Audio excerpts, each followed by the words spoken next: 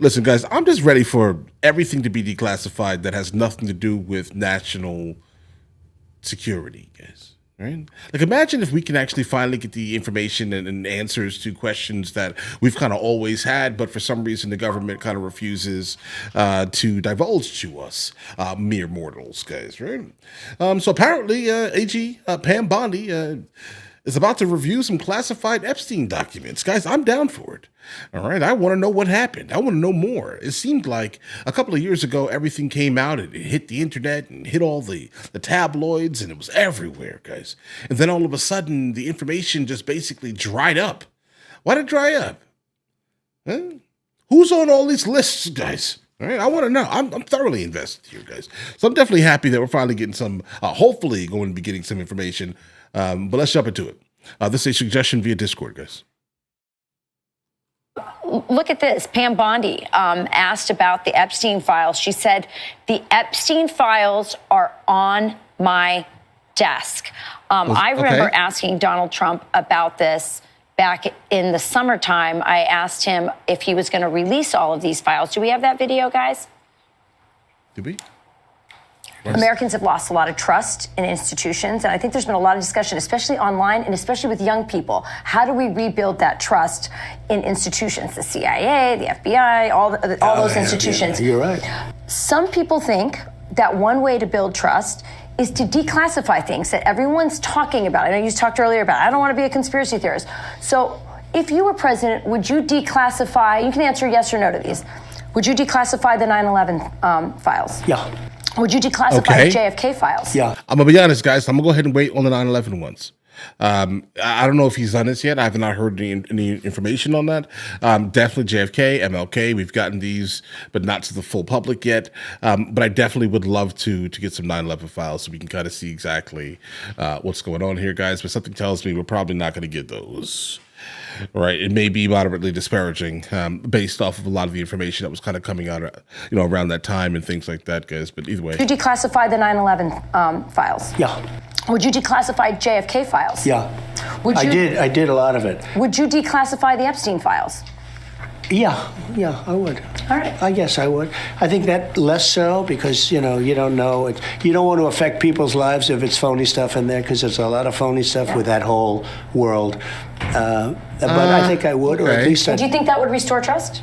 Help restore trust? Yeah, I don't know about Epstein so much as I do the others. Certainly about the way he died. It would be interesting to find out what happened there because that was a weird... God, that's it. Listen, that's a weird answer. But let's continue. So much as I do the others. Certainly about the way he died. It would be interesting to find out what happened there because that was a weird situation and the cameras didn't happen to be working, et cetera, et cetera. But yeah, I'd go a long way toward that one. Right, guys, definitely when it comes to like his demise, like how he expired, that definitely would be great to kind of find out if you guys actually did any type of actual, research into actually what happened. How did he get whatever tool? And, a lot of the things. Why did the cameras just so miraculously not happen to work here, guys? But all right. Great questions. Yeah, it's tough. You press them, and now we've got Attorney General Pam Bondi talking yesterday about what she plans to do with these files now sitting on her desk. Here's what she says. Okay. This is something Donald Trump has talked about. The DOJ may be releasing the list of Jeffrey Epstein's clients. Will that really happen? It's sitting on my desk right now to review. That's been a directive by President Trump. I'm reviewing that. I'm reviewing JFK files, MLK files. That's all in the process of being reviewed because that was done at the directive of the president from all of these agencies. So have you seen anything that you said, oh my gosh? Not yet. Okay. All right, so she has the client list. I'm down for it. I think you spurned that to happen, and now Pam Bondi's being pretty specific that she's reviewing it, so it's not clear that we're getting all of it, but it's not just Epstein. I hope Epstein, we get all of it. MLK, JFK, and all of these things. Yeah, guys, pretty much based off of the answer, when I said earlier that it felt kind of like weird how he answered it, everything in me says that you're not going to get all of it.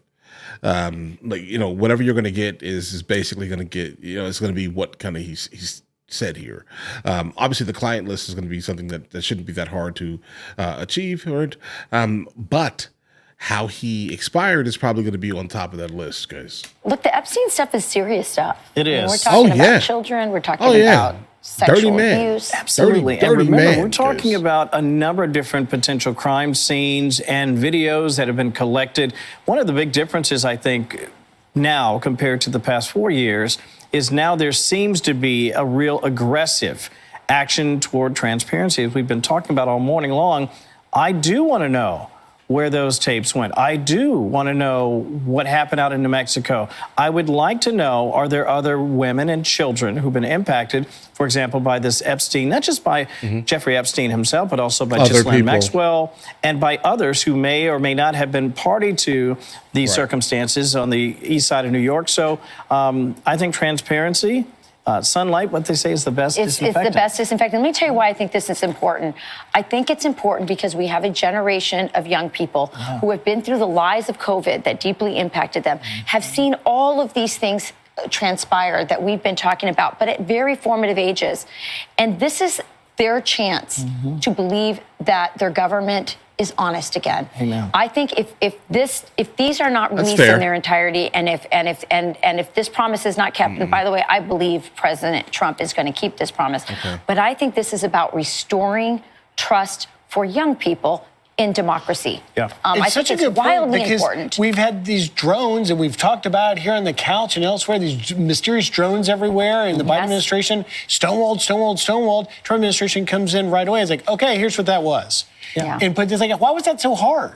And you have a great point, too, with young Cloak and dagger nonsense. viewers. This is about the erosion of trust with young people and their government. And that's not a good thing. That needs to be reversed. And I think transparency, they can see tangible transparency when they're looking into whether it's Epstein or RFK or JFK. They're like, okay, now I can see it. Now I can see it for myself. I can read it and therefore read the source. There's a reason for government to have some secrets, but a lot of this is just about protecting powerful people. And this is a chance to reverse that. So yeah, guys, I think that proves it right there. No problem. I think every government should definitely have a couple of like national security-esque type of secrets. I mean, I think it's important for the security of the country, obviously. But when it comes down to protecting some type of like, oligarchy, I don't really see the real benefit in that, specifically for the American citizens. Because like if you keep trying to say that's, if you keep showing that is the scenario, we're going to keep rebelling, and keep voting in the populace. That's how that works here. The average American is completely sick of the establishment. Doesn't matter. Establishment Democrat, establishment Republican. It's the same thing, guys. Right? We need someone that is going to foster some type of change, run in, shake things up with a sledgehammer. Okay. The recent video that we just watched here said that it should be a scalpel. In certain instances, there definitely should not be a sledgehammer used to shake things up, right? Specifically, like any of the nuclear employees, right? FAA, depending, right? But sledgehammer everything else. I'm down for it. Start with the IRS. But all right, listen, you guys all have an absolutely amazing day. Enjoy your day thoroughly. The fact that you just made it to the end of the video says a whole lot, actually. We have a couple other channels. MrLboyd Music, MrLboyd Movie Reacts, along with MrLboyd Discusses, where I just generally speak about the things that specifically matter to me. But in the meantime, I'll catch you guys later.